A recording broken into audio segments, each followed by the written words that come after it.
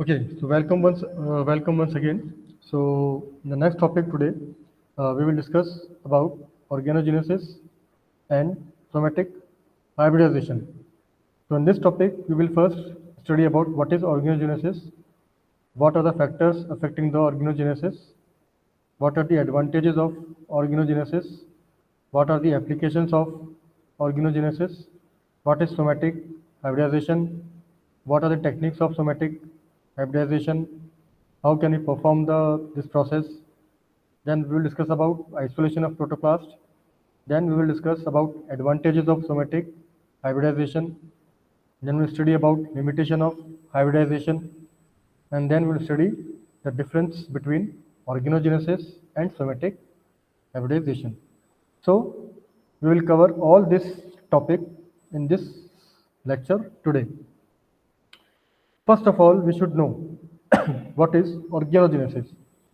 As the name suggests, it includes certain organs. And what are the organs of plant? Leaves, roots, shoots, stem, seed, flower. Okay. So the organogenesis is a process in which there is a plant organ, that is root, shoot, bud, flower, stem. They are formed, while adventitious refers to the development of organ or embryo from the unusual point of origin. So the exact definition is that organogenesis is the process of differentiation by which different plant organs like roots, shoots, bud, flower, stem, they are formed, while adventitious refers means the development of the organ or the embryo from unusual point of origin of the unorganized explant where the preformed meristem tissue is lacking. Okay, means it is kind of, you can say, uncontrolled growth sometimes.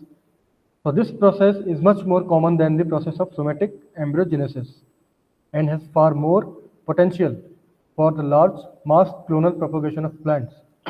Okay, this process is much more advanced than the process of somatic embryogenesis, and it has wide scope in the process of micropropagation of plants at a large scale. Okay, so basically there are two factors which affect organogenesis. That is physical factor, another is chemical factor. Okay, we will discuss about each factor in detail. See, now we will discuss about physical factors. In the physical factors, first we discuss about the intensity of light. We all know from the physiological point of view that the blue region of the spectrum promotes shoot formation and red light induce rooting. Okay, the blue region of spectrum promotes shoot formation and the red light induce rooting. Okay, then the treatment of blue light followed by the treatment of red light also stimulates the organogenesis phenomena. Okay, the treatment of blue light followed by the treatment of red light also stimulates the process of organogenesis. Right, then the next physical factor is temperature. Okay, next physical factor is what? Temperature. So the rise in temperature up to 33 degree may be associated with the rise in the growth of callus of some plant like tobacco. What is callus? It is, I told you, undifferentiated growth of mass. But for shoot bud differentiation, the temperature should be very, very lower. That is about 18 degree is very optional. Right? The second physical factor is temperature. So increase in 33% will increase the size of callus. But temperature of around 18 degrees centigrade will cause the process of differentiation.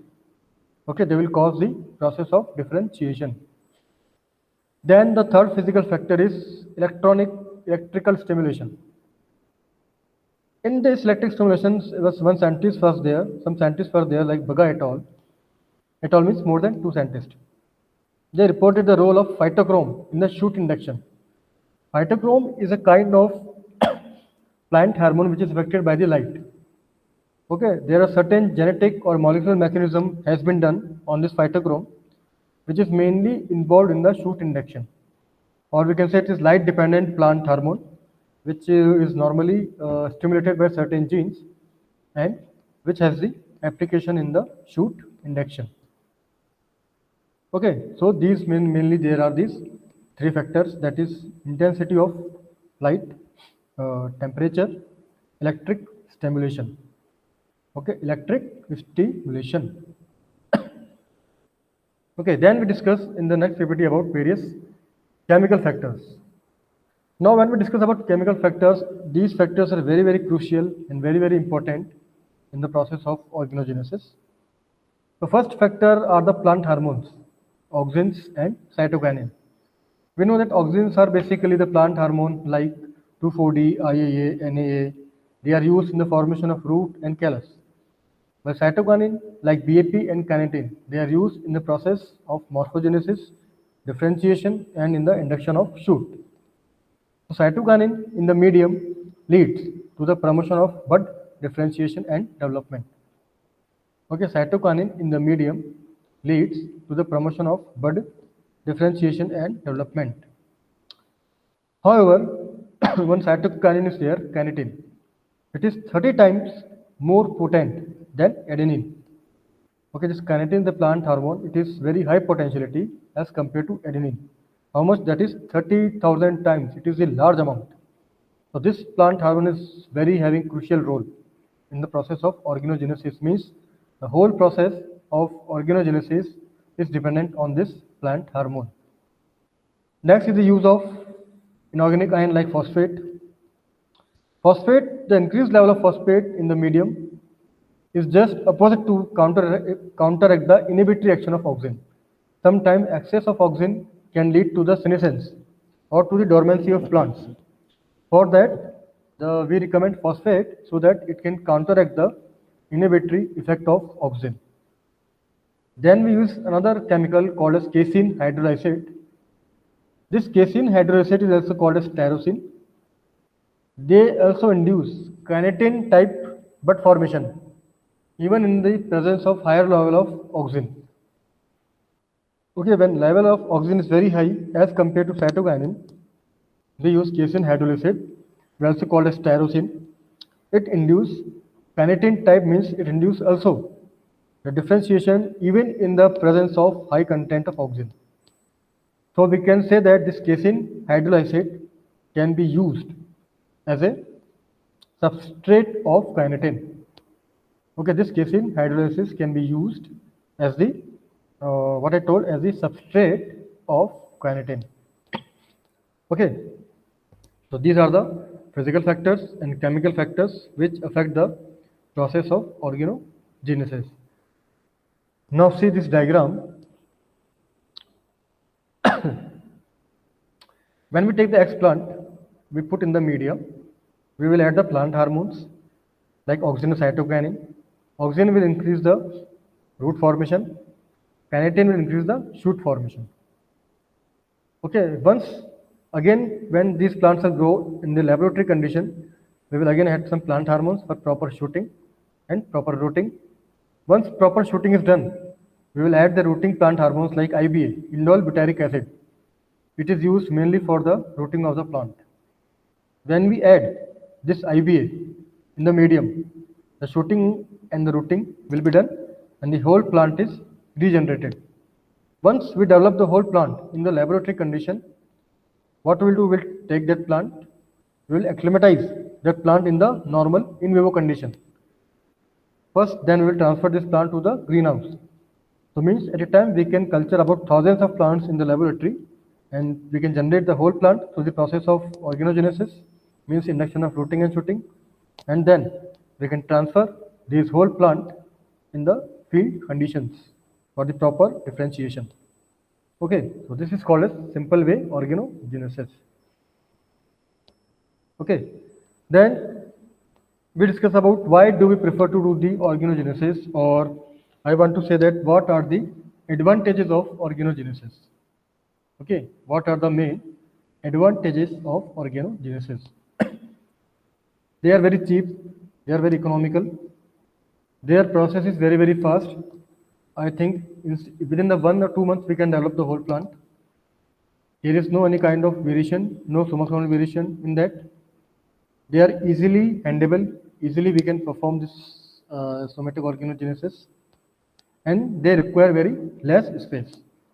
So these are the main 5 advantages. What are those? They are cheap, they are having the fast process, they are having no variables, they are having less space, and they can be easily done in the laboratory with easing of practice. Okay, so these are the main advantages of organogenesis. Right? Then we come after we know that this process is advantageous. What we will do now? We will go for the application of organogenesis. What are the application of organogenesis? What is the use of organogenesis? First is scale up easily. Means we can easily grow enormous quantity of plants in a short period of time. Second, this organogenesis will do not induce any kind of variation. We can just clone mother plant, cloning can be done without any variation. So, variation is not produced. Third point, they are used as the bioreactor. Okay, they are used as a bioreactor, means they are used for the production of large quantity of natural products.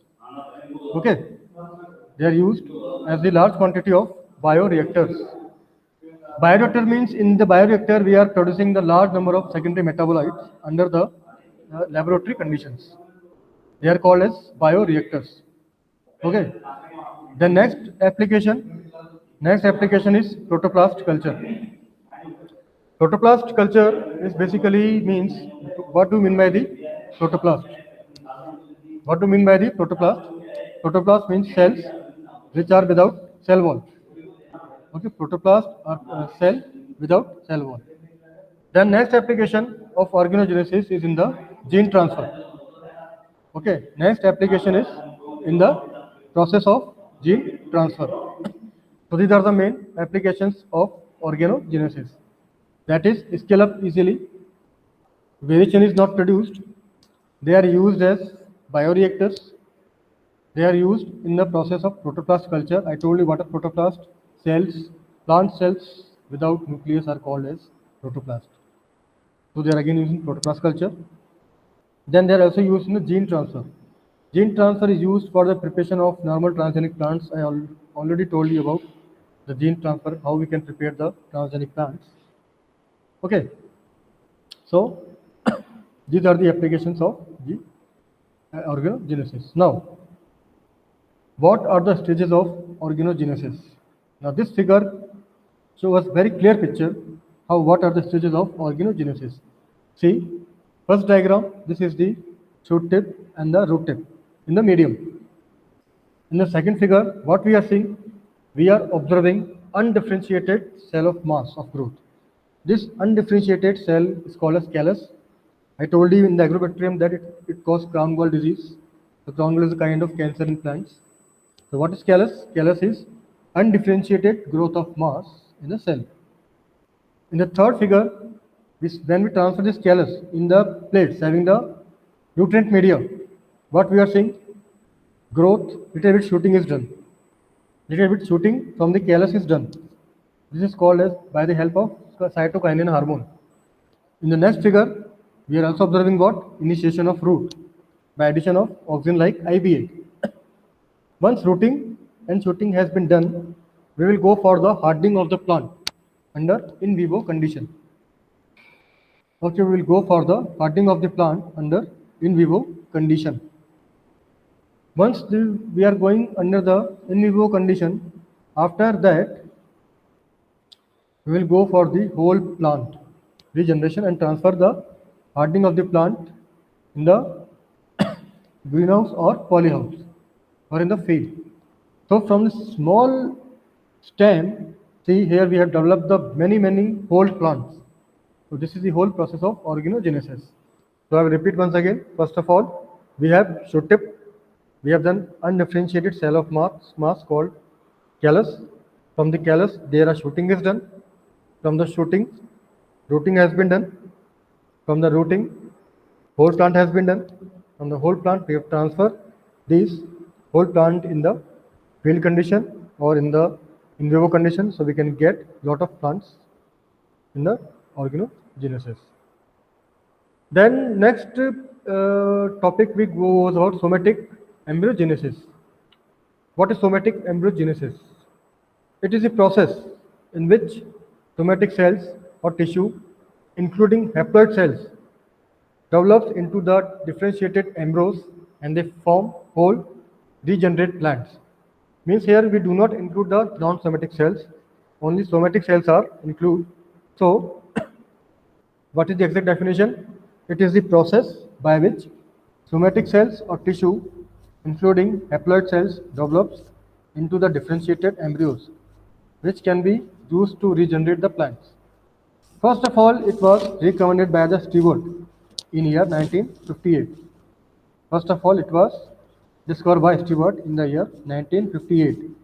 The first induced embryo through suspension culture in carrot.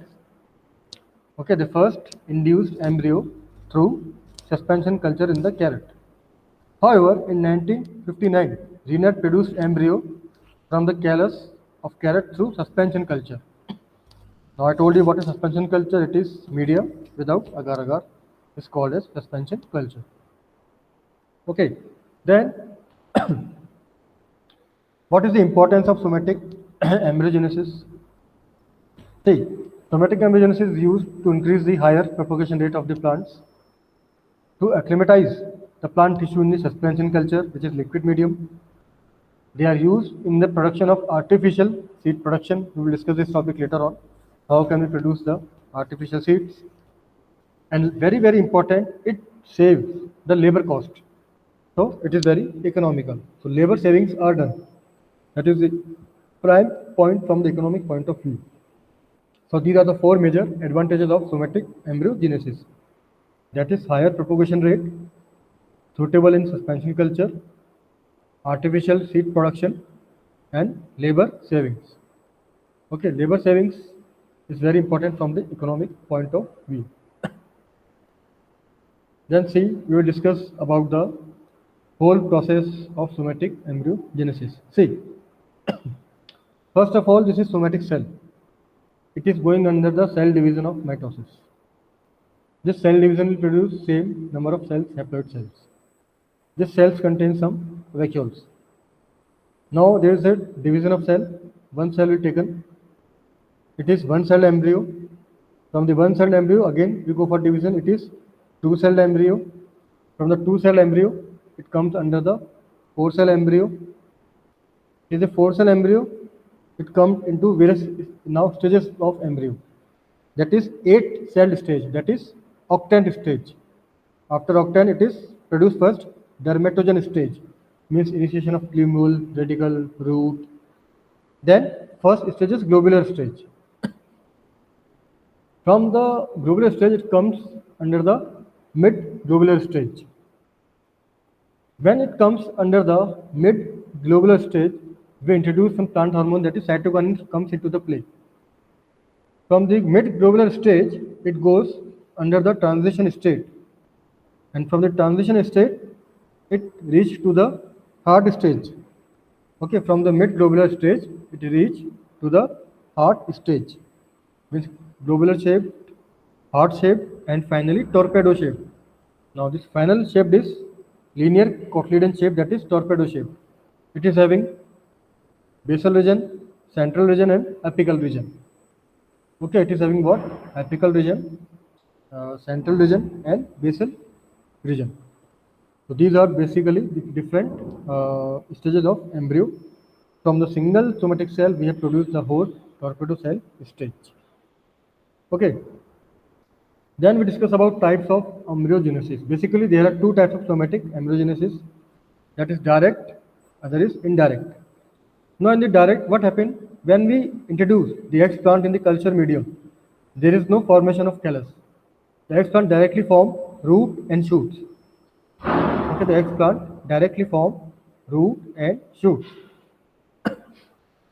But in the process of indirect somatic embryogenesis, what will happen? First, there is a formation of egg plant, will form callus, and then from the callus, they will form root and shoots. Okay, first egg plants will form callus, and then from the callus, they will form root and shoot. So it is indirect. It means If callus is included from X plant to the complete plant, if callus comes in the between, it is indirect, and if it is without callus, it is direct. So these are two types of somatic embryogenesis. Then you can directly observe, see in the first figure, direct it is, indirect it is, direct. See in the diagram of indirect somatic embryogenesis, first callusing is done. Okay, in the second step, initiation of shoot from the callus. In the third stage, again shoots are more developed in the callus. Okay, again shoots are more developed in the callus, induction of shoot and elongation, and multiple shoots are formed in the callus which will form rooting. So it is the direct somatic embryogenesis. Means there is no proper intermediate formation of callus. From the X plant, directly rooting and shooting is done. Now see from the indirect somatic embryogenesis, what has been done? First there is the formation of primary callus. From the first there is the inoculation of immature embryos in MS with 2,4-D and NAA we are using. In the second step, there is proliferation of callus. In third stage, C to D is a globular shape observed during somatic embryogenesis. Then from the callus, we are observing the root degeneration calli in the MS medium. And finally, the callus showing the mature green somatic embryo. And finally, from the callus, shooting is done. And then from the shooting, rooting is done. So it is called finally indirect somatic embryogenesis. Okay, so these are direct, these are indirect. These are the two types of somatic embryogenesis which we use. Then there is a difference between somatic embryogenesis in monocots and dicots. Okay, in monocots, radicle protected by the coleorrhiza and plumule, while in dicots, coleoptile and coleorrhiza are absent. Means plumule will give rise to radicle and hypocotyl will rise to shoot. But in dicots, coleoptiles and coleorrhiza are absent. Next point, cambial tissue are absent in monocots. That's why they do not have secondary growth, while cambial tissue are present in dicots. Next point, secondary growth are absent in monocots. And third point, secondary growth are present in dicots. Okay, so secondary growth are absent in monocots and secondary growth are present in dicots. Monocots are easy to culture in the media, whereas dicots are difficult to grow in the media. Why? Because sometimes there is a leaching of phenolic compounds which are present in the cambium tissue. So there is a chances of contamination, so they do not grow easily. But monocots can be easily grow in the media because they don't have cambial tissue, there is no secondary growth. So they can be easily cultivated in the medium. Okay. Then comes, so finally, what we discussed, that somatic embryogenesis is an efficient plant regeneration system under in vitro technique. It has potential use for genetic transformation. Okay, they can directly cross-linking between the hormone and the different transcription factors, which are going to play as an important part in somatic embryogenesis. Okay, but the mechanism of plant embryogenesis is still unclear, and still lot of comprehensive work is necessary to be studied. Means we have to understand the molecular mode of action with the interaction of various factors for entire picture of regulatory mechanism of embryogenesis to the transparent. Okay, so mechanism of plant embryogenesis is still unclear, and comprehensive work in future is necessary to be studied with the interaction of various factors for entire picture of regulatory mechanism of embryogenesis to the transparent. Okay, then comes about our last topic, that is somatic hybridization. Okay, so last topic we discussed, that is called as somatic hybridization. So as the name suggests, hybridization means fusion of two different varieties. Okay, it means fusion of somatic cells between two different varieties is called as somatic hybridization. Okay, so we'll discuss what is the definition of somatic hybridization. It is development of hybrid plants through the fusion of somatic protoplast of two different plant varieties. Means fusion or hybrid plants which are made by the fusion of protoplast of two different plant varieties is called as somatic hybridization. Okay, development of hybrid plants through the fusion of somatic protoplast of two different plant species is called somatic hybridization. Okay, is that clear? So, what are the steps of somatic hybridization technique? Okay, what are the different steps of the somatic hybridization technique? First is isolation of protoplast. First, we have to isolate the protoplast. I told you what is protoplast, enucleated plant cell wall. Then we will do the fusion of two protoplasts of two different species varieties. Okay, one protoplast from one species, one protoplast from another species. We will go for the fusion of two different protoplasts. After that, we will identify and select the pure somatic hybrid cells. Those protoplasts which are fused very quickly and effectively, they will form somatic hybrids. The next step includes the identification and selection of the somatic hybrid cells. After once we have selected the hybrid cells, we will go for the culture of the hybrid cells. Okay, after that we will go for the culture of the hybrid cells. And once the hybrid cells are cultured, we will go for its regeneration. Okay, once the culture of the hybrid cells has been done, we will go for its regeneration. The first step is the isolation of protoplast. Second is fusion of protoplast. Third is identification and selection of somatic hybrids. Fourth is culture of hybrid cells. And last, regeneration of hybrid plants. So this step is completed almost in the 5 steps. Okay. Then, see, the technique of hybrid production through the fusion of isolated somatic protoplast in the laboratory condition, they will form what? Heterokaryons. Heterokaryons means when we fuse a protoplast of two different species, hetero means different. So this hybrid is called as heterokaryon. Why? Because now it has the genetic character of two different varieties. Now it is a hybrid. Hybrid plant is called, why it is called as hybrid? Because it is the output of two different varieties of plants. So in somatic hybridization, the nucleus and cytoplasm of both parents are fused in the hybrid cell. When the protoplast of two species is gone under the fusion, the nucleus and cytoplasm of both species will also go under the fusion, and they will form, that is called as hybrid cell. So sometimes nuclear genome of only one parent, sometimes there is exception that nuclear genome of one parent, but cytoplasmic gene or plastome of both the parents are present in the fused hybrid. That is called as hybrid. So there is a difference between hybrid and hybrid. In the hybrid, both nucleus and both cytoplasm of both the parent fuse. But in the hybrid, nuclear of only one parent, but the cytoplasm of both the parents will go under the fusion, and they will form the hybrids that are called as hybrids or cytoplasmic hybrid. Okay. Then somatic hybridization involves three aspects: fusion of protoplast, selection of hybrid cells, and identification of hybrid cells. That are three important parts of somatic hybridization. Now, as we know, I told you, we are talking about the fusion of protoplast, but protoplast fusion is also not easy. It is also can be done by various spontaneous and induced method. Spontaneous is very fast method. So, what is the fast method? Cell fusion is a natural. First, we'll discuss about spontaneous fusion of protoplast. So, spontaneous fusion includes various steps. That is, cell fusion is natural process as it is observed in the case of egg fertilization. Okay, cell fusion is a natural process which is observed in the case of egg fertilization.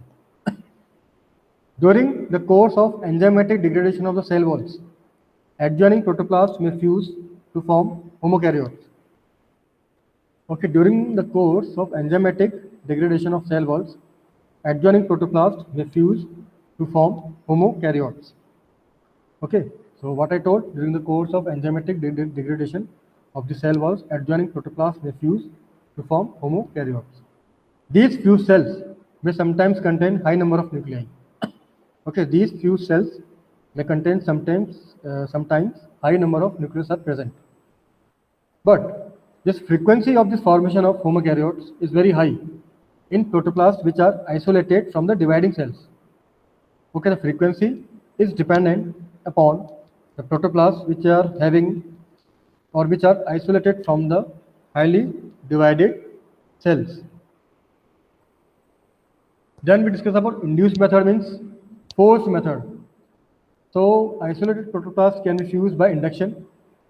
There are several fusion inducing agents which are collectively called as fusogen. What are fusogen? Those compounds which are used in the fusion of protoplast. For example, lysozyme, concavalina, electrofusion dextran, and the dextran sulfate, fatty acids and esters. All these molecules are called as fusogen and they are used in the process of protoplast fusion. So we discuss about two methods, that is spontaneous, and second method, that is induced method. Then we come to know about basically we should know about what are the advantages of somatic hybridization. See, somatic hybridization will produce novel variety of plant which is very useful having the novel trait.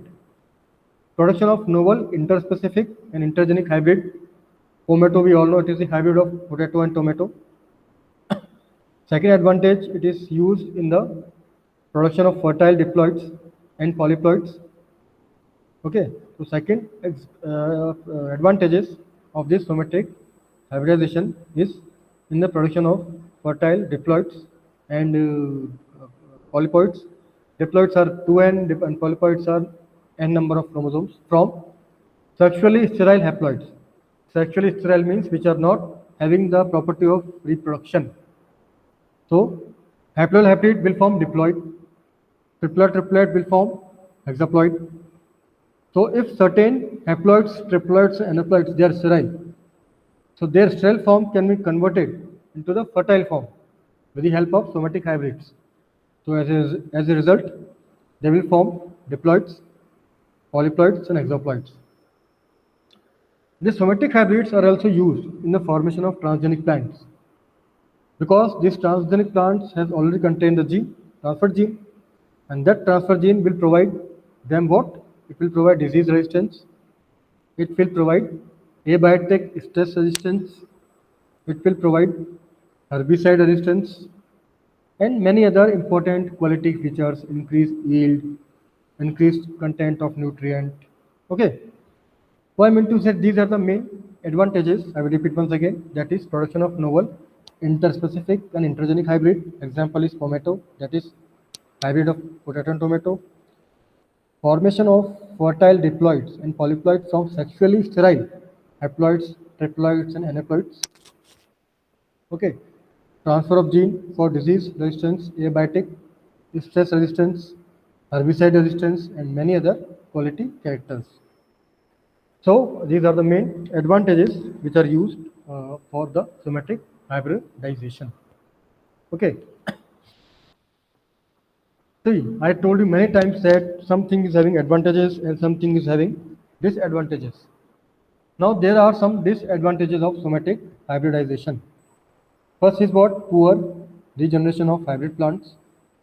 Okay, sometimes somatic hybridization do not regenerate the proper plants. So there is poor regeneration of hybrid plants is there. There is non-viability of fused products. Sometimes when the different species are fused, their viability is finished. Now further their germination is stopped. They don't have any viability.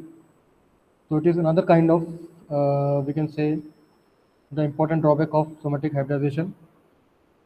They are not successful in all plants. Okay, somatic hybridization is mainly successful in the limited plant families like Leguminaceae, Brassicaceae, Malvaceae. They are not successful in all the plant species. So it is another limitation. Fourth limitation is that sometimes they produce unfavorable hybrids. Means we are going in the one direction, but ultimately the product is another direction. So their production, they are used in the production of unfavorable hybrids. Poor regeneration of hybrid plants, non-viability of fused products, not successful in all plants, and the production of unfavorable hybrids. Okay, and in the production of unfavorable hybrids. Next limitation is that sometimes there is the we can say lack of efficient protocol for the selection of hybrids. Means we are not able to decide that we are going to fuse which variety of species. So it takes a lot of time to think. So sometimes we don't have proper protocol for the selection of hybrids. And what is the last limitation? Last limitation is that still there is no confirmation of expression of particular trait in somatic hybrids. Okay, still there is no confirmation of expression of particular trait in somatic hybrids. Okay, so there is no confirmation of expression of particular trait in somatic hybrids. So I meant to say that these are the main, we can say, this limitation of somatic hybrids. See, pure regeneration, we can overcome that. Non-viability, we can improve up to certain extent. But because it is not successful in all the plants, so that is a major drawback. So first of all, we have to think a lot that which species we are going to select for the proper hybridization technique. And sometimes what happens, we want something, we are going for the production of mango, and we got the production of apple. Means going in the one direction, output is another direction. That is another limitation. That is, it means production of unfavorable hybrids. And finally, there is a lack of an efficient method for the selection of hybrids. So it is very important to have proper method for the selection of hybrids of such kind of somatic hybridization. And finally, it is we don't have any confirmation of expression of particular trait in the somatic. We don't know that whether we want a trait between the new plant which is produced from the fusion of two species, whether that plant will trait, whether the trait will be showed or not. We are not confirmed. Suppose we get the hybrid of two plants, we want the desired trait, but when we go for gene expression, what we want? Nothing else. Nil bata sannata. It means all our experiment is failed. So it is very essential to know that whether the gene which is responsible for the desired trait, it is expressing or not. That is very, very important. Okay. So these are the main limitation of somatic hybridization. Okay. Then we should not be get confused between the two terminologies, that is organogenesis and somatic embryogenesis. Okay, organogenesis and somatic embryogenesis. Now we will discuss their difference. In the organogenesis, there is a production of unipolar structure, either root or shoot primordium. But in the process of somatic embryogenesis, there is production of bipolar structure, that is shoot or root axis. Okay, in the somatic embryogenesis, there is production of bipolar structure, that is shoot or root axis. Next, in the organogenesis, vascular tissue is connected to the parent tissue, while in the somatic embryogenesis, this vascular tissue is not connected to the parent tissue. Okay, so in the somatic embryogenesis, vascular tissue is not connected to the parent tissue. Okay, then again comes organogenesis is the property of somatic tissue. Okay, organogenesis is the property of the somatic tissue, but somatic embryogenesis pertains to the reproductive tissue. It is not the property of the somatic embryogenesis. Okay, organogenesis is the property of somatic tissue, and somatic embryogenesis pertains to the reproductive tissue. Okay, then finally comes organogenesis is a popular process. It is easy to do, very friendly, visible, but somatic embryogenesis is very less prominent. It is not very small process. It requires certain little bit. It is tedious as compared to organogenesis. Or we can say that organogenesis can be the type of somatic embryogenesis, but somatic embryogenesis is not the type of organogenesis. Okay, I will repeat what I'm saying. We can say that organogenesis could be included in the somatic embryogenesis, but somatic embryogenesis could not be involved in the organogenesis. because of certain variation in the protocol which I have told you. Okay, because certain forms like globular, heart, torpedo, these are not visible in the organogenesis. In the organogenesis, there is simple concept of development of root and shoot primordium. It does not depend on the further development. Its main dependency only on formation of root and shoot. Then the work of organogenesis is finished. After that, the whole ball comes into the court of somatic embryogenesis. Now it is the duty of somatic embryos to develop into the complete plant. So thus they form globular shape, heart shape, torpedo shape. They form apical part, central part, basal part, and then finally they develop into the complete plantlet. Okay. So this so this was the total topic today which we discussed. So today we discuss about organogenesis, somatic embryogenesis, somatic hybridization. Organogenesis was development of root and shoots. Okay, somatic embryogenesis is division of somatic cells in the suspension medium. It is of two types. Direct means without callus formation, indirect means with the callus formation. Then we discuss about the applications of somatic embryogenesis. Then we discuss about somatic hybrids. Somatic hybrid means hybrid variety between the two intergenic species. When nucleus and cytoplasm of both the species fuse, they will form hybrid. And when nucleus of one parent and the cytoplasm of both the parent will fuse, they will form hybrid. But I told you, somatic hybridization is very useful technique, but it has certain limitations that are very, very important. And what is that limitation? I told you, uh, their technology is tedious, not applicable to all plants. Okay, sometimes undesired trait can be achieved. We are not sure the protocol. We are not sure about the species which we are using. Okay, we are not sure about the species which we are using. Okay, so totally all this three technology, which one? This one. What? Organogenesis, somatic embryogenesis, somatic hybridization, they all are connected with each other in a one or a similar manner. But more close are organogenesis and somatic embryogenesis. Difference I told you. In organogenesis, unipolar, somatic dipolar. In organogenesis, vascular system is connected to the parent plant. In somatic, vascular system is not connected to the parent plant. In organogenesis, it is the property of somatic tissue, while somatic embryogenesis, it is not the property of reproductive tissue. Organogenesis is the popular process. Somatic embryogenesis is relatively less process. Okay, somatic embryogenesis is, we can say that it is relatively less process as compared to organogenesis.